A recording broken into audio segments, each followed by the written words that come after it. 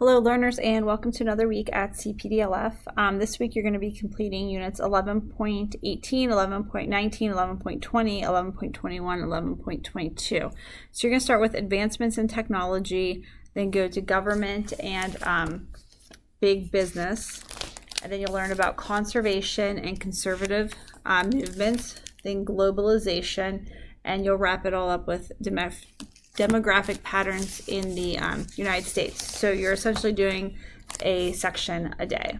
Okay, so I'm going to focus a little bit on advancements in technology, not just the ones that are talked about in this unit, but just in general. Technology is really what made America and what makes the world.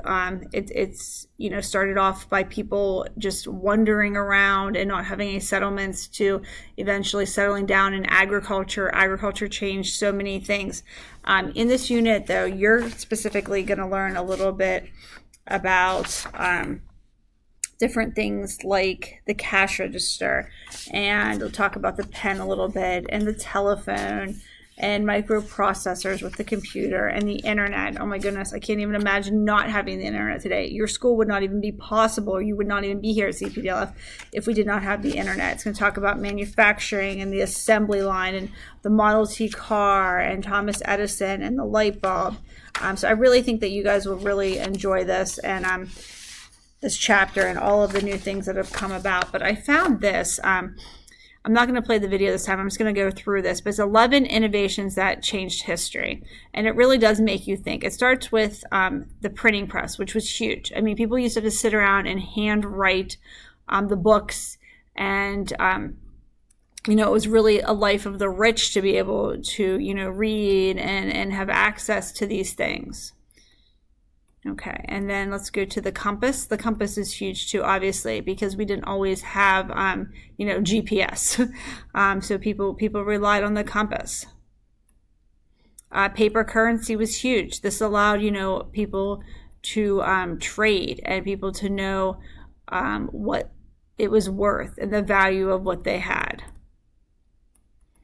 And we have steel. Steel is huge, obviously. It says, while early American societies made extensive use of stone, bronze, and iron, it was steel that fueled the Industrial Revolution. My husband's grandfather used to lived in Pittsburgh, and he worked for the steel industry. And it was huge, Carnegie and all of these amazing things. The electric light.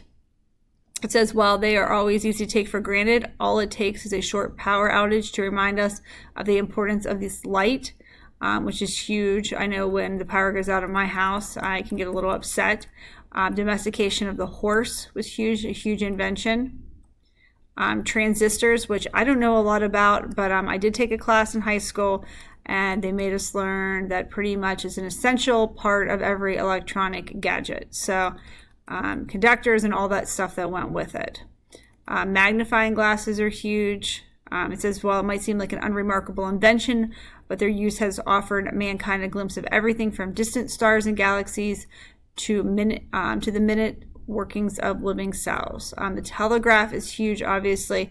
Years ago, I don't know if anyone's ever watched Little House on the Prairie.